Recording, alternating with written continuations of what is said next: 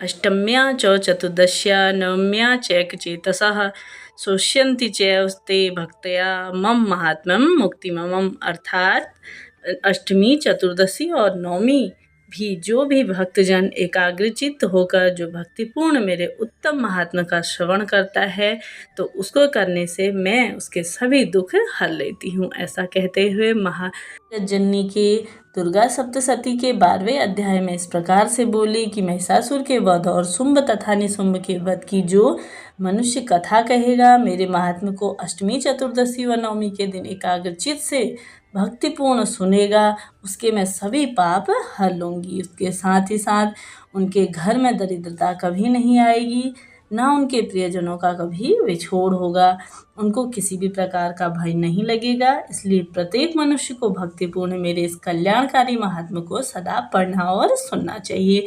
मेरा यह महात्म्य महामारी से उत्पन्न हुई संपूर्ण उपद्रवों को एवं 3 प्रकार के उत्पातों में शांत कर देता है। जिस घर में व मंदिर में या जिस स्थान पर मेरा यह स्रोत विधिपूर्ण पढ़ा जाएगा और सुना जाएगा, उस स्थान को मैं कभी नहीं त्यागती और सदा ही उस स्थान पे मैं निवास करती हूँ। ऐसा कहते हुए दुर्गा सप्तशती का 12वां अध्याय यह शुरू है। तो जैसा कि बलिदान पूजा होने पर महोत्सवों में यह मेरा चरित्र है। उच्चारण करना तथा सुनना, हवन करना, पूजन मनुष्य जिस प्रकार करता है उसी प्रकार वह फलों को प्राप्त करता है। जैसा कि शरद काल में प्रत्येक वर्ष जो महापूजा की जाती है उसमें मनुष्य भक्तिपूर्ण मेरा यह महात्म्य सुनकर सभी विपत्तियों से छूट जाता है और धन धान्य तथा पुत्र आदि की से भी संपन्न हो जाता है। और मेरे इस महात्म्य व कथाओं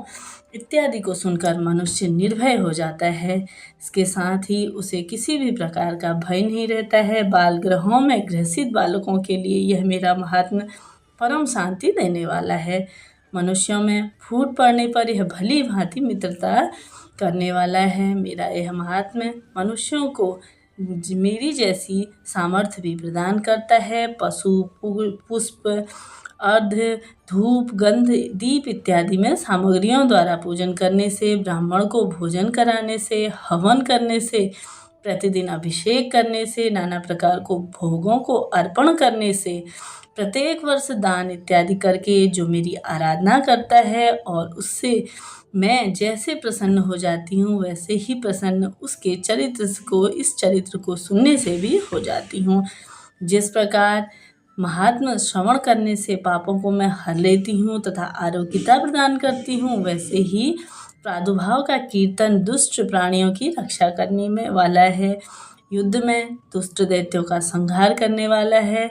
इसमें सुनने से मनुष्य की शत्रुताओं का भी भय नहीं रहता है। हे देवताओं, तुमने जो मेरी स्तुति की है अथवा ब्रह्मा जी ने जो मेरी स्तुति की है वह मनुष्यों की कल्याणकारी बुद्धि प्रदान करने वाली है। वन में सुने मार्ग में अथवा दावावल में घिर जाने पर, वन में चोरों से घिरा हुआ या शत्रुओं द्वारा पकड़ा हुआ, जंगल में सिंहों से, व्यासों से, जंगली हाथियों द्वारा पीछा किया जाना या राजा के क्रूर हो जाने पर भी, भय से समुद्र में नाव के डगमगाने पर भी, भयंकर युद्ध में फंसा रहने से भी, किसी भी प्रकार की अगर पीड़ा हो, घोर बाधाओं से दुखी हुआ हो, तो मनुष्य मेरा अगर यह चरित्र स्मरण कर लेता है तो उसे सभी संकटों से मुक्ति मिल जाती है। मेरे प्रभाव से सिंह, चोर या शत्रु इत्यादि दूर भाग जाते हैं और पास नहीं आते हैं। महर्षि ने कहा, प्रचंड पराक्रम वाली भगवती चंडिका यों कहने के पश्चात सब देवताओं के देखते ही अंतर्ध्यान हो गई और संपूर्ण देवता अपने शत्रुओं के मारे जाने पर पहले की तरह यज्ञ भाग का उपयोग करने लगे। और साथ ही साथ युद्ध में देवताओं ने शत्रुओं शुंभ व निशुंभ के देवी के हाथों से मारे जाने पर बाकी बचे हुए राक्षस तो वैसे ही पाताल लोक चले गए। हे राजन, इस प्रकार भगवती अंबिका नित्य होती हुई भी बार बार प्रकट होकर इस जगत का पालन करती हैं, इसको मोहित करती हैं, जन्म देती हैं और प्रार्थना करने पर समृद्धि प्रदान करती हैं। हे राजन, भगवती की महाप्रलय के समय महामारी का रूप धारण करती हैं और वही संपूर्ण ब्रह्मांड में व्याप्त हैं। और वही भगवती समय समय पर महाकाली तथा महामारी मारी का रूप बनाती हैं और स्वयं अजन्मा होती हैं। तब भी सृष्टि के रूप में वह प्रकट हो जाती हैं। वह सनातनी देवी प्राणियों का पालन करती हैं और वही मनुष्य के अभ्युदय के समय घर में लक्ष्मी का रूप बनाकर रहती हैं तथा अभाव के समय दरिद्रता बनकर विनाश करती हैं। और पुष्प, धूप और गंध आदि से पूजन करने और उनकी स्तुति करने से वह धन एवं पुत्र देती हैं और धन धर्म में शुभ बुद्धि प्रदान करती हैं। बोलिए माँ जगत जननी की जय हो, माँ चंडिका की जय हो। यह था 12वां अध्याय। अब हम सुनेंगे 13वां अध्याय। 13वें अध्याय में राजा सुरभ और वैश्वी को देवी का वरदान। महर्षि मेधा ने कहा, हे राजन, इस प्रकार देवी ने उत्तम महात्मा का वर्णन किया। मैंने तुमको सुनाया। जगत को धारण करने वाली इस देवी का ऐसा ही प्रभाव है। वही देवी ज्ञान को देने वाली हैं और भगवान विष्णु की इस माया के प्रभाव से तुम और यह वैश्य तथा अन्य विवेकी जन मोहित होते और भविष्य में मोहित होंगे। हे राजन, तुम इसी परमेश्वरी की शरण में जाओ। यही भगवती आराधना करने पर मनुष्य को भोग, स्वर्ग तथा मोक्ष प्रदान करती है। जैसा कि मार्कंडेय जी ने कहा। महर्षि मेधा की यह बात सुनकर राजा सुरभ ने उन उग्र व्रत वाले ऋषियों को प्रणाम किया और राज्य के छिन जाने के कारण उसके मन में अत्यंत ग्लानि हुई और वह राजा तथा वैश्य तपस्या के लिए वन को चले गए और नदी के तट पर आसन लगाकर भगवती के दर्शनों के लिए तपस्या करने लगे। दोनों ने नदी के तट पर देवी की मूर्ति बनाई और पुष्प, धूप तथा हवन द्वारा उसका पूजन करने लगे। पहले उन्होंने आहार को कम कर दिया, फिर बिल्कुल ही निराहार रहने लगे।